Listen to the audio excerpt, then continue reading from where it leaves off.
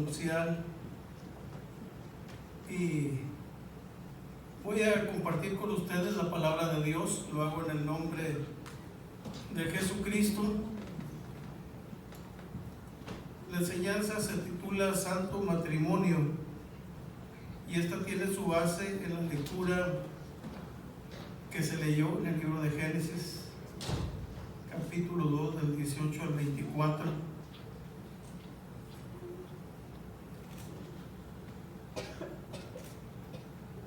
Santo matrimonio. La Biblia considera el matrimonio como algo santo porque el que lo instituye es santo. Amén. Así es. El matrimonio es una institución de Dios y es un matrimonio santo porque vive diferente en su vida matrimonial a los otros matrimonios que no le sirven a Dios. Santo es diferente.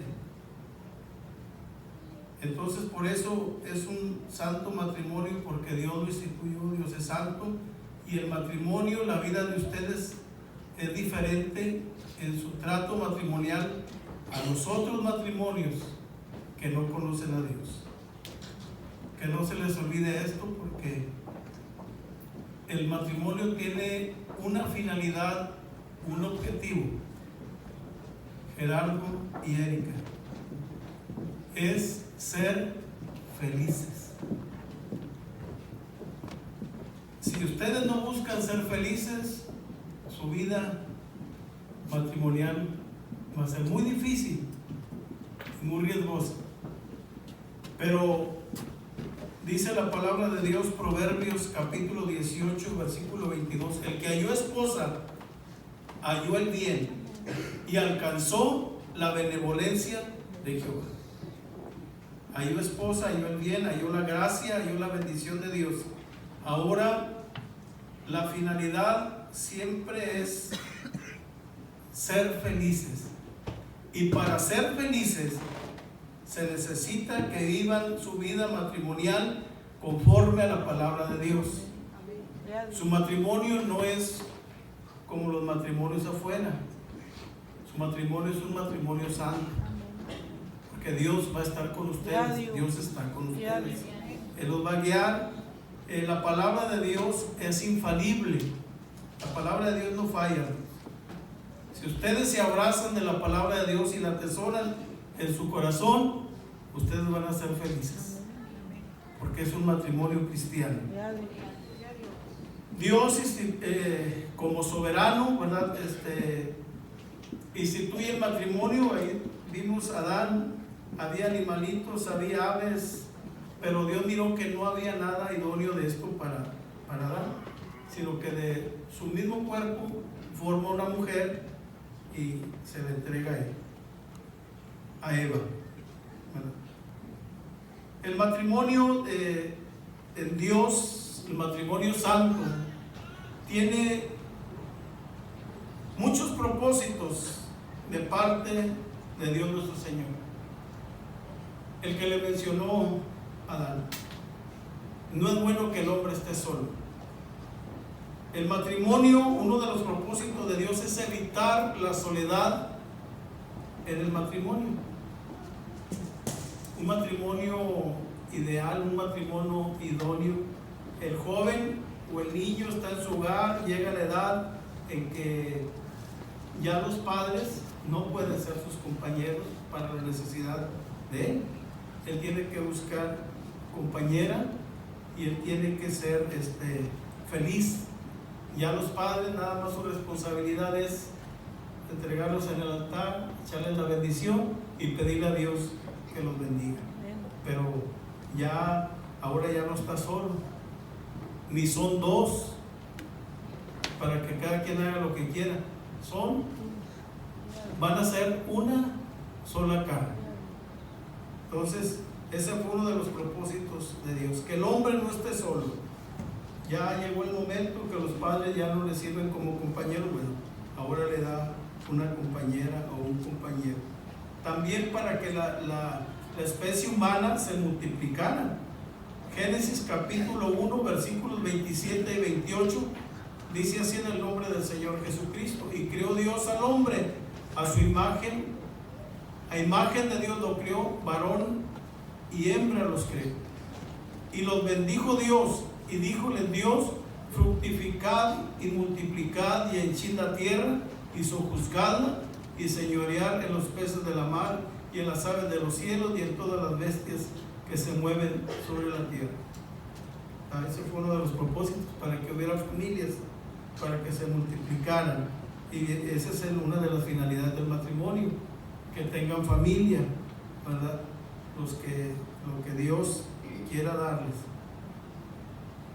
Dice la enseñanza de la palabra de Dios: el matrimonio debe de ser por una determinación de parte de Dios y no que sea un capricho, ¿verdad? A veces es que me gusta, es que algún interés.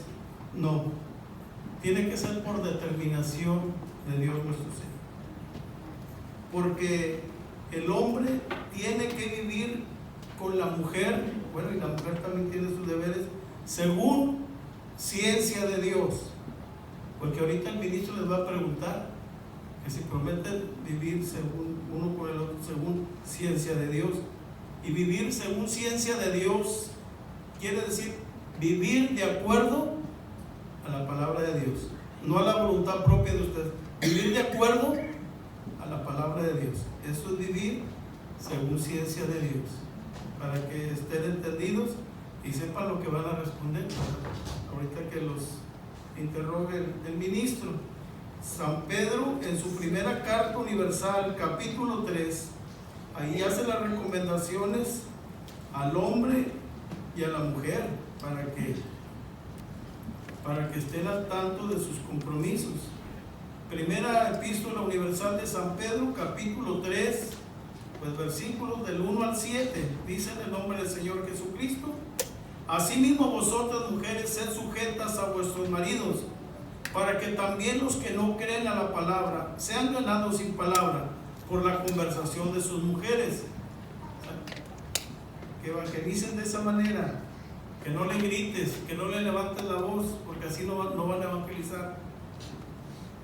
Sujetas, o en una manera de respeto, eso de sujetos, pero esa es la manera en que se va a evangelizar, considerando vuestra casta conversación, que es el temor, el adorno de las cuales no sea exterior, con encrespamiento de cabello y atavío de oro, ni con compostura de ropas. O sea, que no les gane la vanidad, sino el hombre del corazón, que está encubierto en incorruptible ornato de espíritu, agradable y pacífico, lo cual es de grande estima delante de Dios. Porque así también se ataviaban en el tiempo antiguo aquellas santas mujeres que esperaban en Dios, siendo sujetas a sus maridos, siendo respetuosas, como Sara obedecía a Abraham, llamándolo Señor, de la cual vosotros sois hechas hijas, haciendo bien, y no sois espantadas de ningún pavor. Y ahí le va para Gerardo: vosotros maridos, semejantemente, habitar con ella según ciencia, dando honor a la mujer como a vaso más frágil y como herederas juntamente de la gracia de la vida, para que vuestras oraciones no sean impedidas. La mujer está sujeta, la mujer debe respetar al marido, pero el marido debe de tratar a la mujer como vaso frágil, ¿verdad? Con respeto también. Eso es lo que Dios demanda de un matrimonio santo, ¿verdad? El matrimonio, la finalidad es evitar la fornicación, para que no caigan en pecado. Esto San Pablo, cuando les escribía a los hermanos en la primera carta a los Corintios, capítulo 7, versículos 1 y 2, para que no vayan a fornicar. Es mejor que se casen, es mejor que tengan su matrimonio. Ahí va el consejo fuerte. El divorcio no es permitido por Dios. no está autorizado por Dios. Por eso, si ustedes viven conforme a la palabra de Dios, no va a haber problema. Pero si se salen de la palabra de Dios y entran en conflictos, y algunos han buscado la alternativa del divorcio, pero esa no lo permite la palabra de Dios. Cuando el Señor habló ahí en el Santo Evangelio, según San Mateo, capítulo 19, versículos del 3 al 9. Vamos a ver San Mateo capítulo 19, lo que enseña, lo que enseñó el Señor. Voy a leer del 3 al 9. Dice en el nombre del Señor Jesucristo: entonces se llegaron a él los fariseos, tentándole y diciéndole: ¿es lícito al hombre repudiar a su mujer por cualquier causa? Y él respondiendo les dijo: ¿no habéis leído que el que los hizo al principio, macho y hembra los hizo? Y dijo: por tanto, el hombre dejará padre y madre y se unirá a su mujer, y serán dos en una carne. Así que no son ya más dos, sino una carne. Por tanto, lo que Dios juntó, no lo aparte el hombre. Dícenle: ¿por qué pues Moisés mandó dar carta de divorcio y repudiarlas? O sea, todavía le están como reclamando. ¿Por qué? Por la necedad de los hombres. Por eso Moisés dijo: pues como hay, ustedes hagan lo que. Pero era por su necedad. La Biblia no lo autoriza. Dice el versículo 9: y yo digo que cualquiera que repudiare a su mujer, y si no fuere por causa de fornicación, y se casare con otro, como con otra, adultera, y el que se casare con la repudiada, adultera. Nada más hay dos causas que se deshace el matrimonio: la muerte y el adulterio. Por esas dos causas se deshace el matrimonio: muerte y adulterio. Pero alguien que se divorcia, que nomás porque ya no lo quiere y que ya no, ese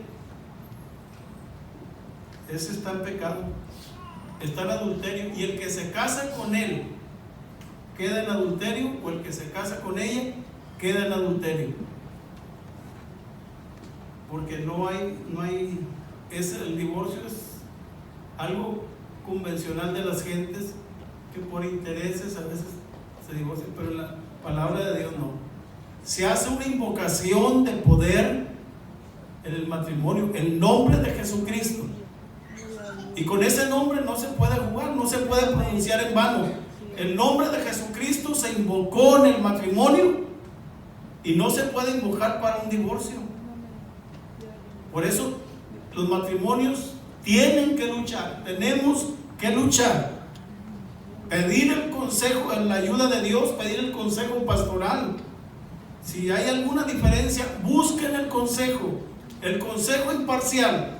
Tú no busques el consejo de tus papás primeramente, ni el consejo de ellos. Primeramente busquen el consejo del pastor.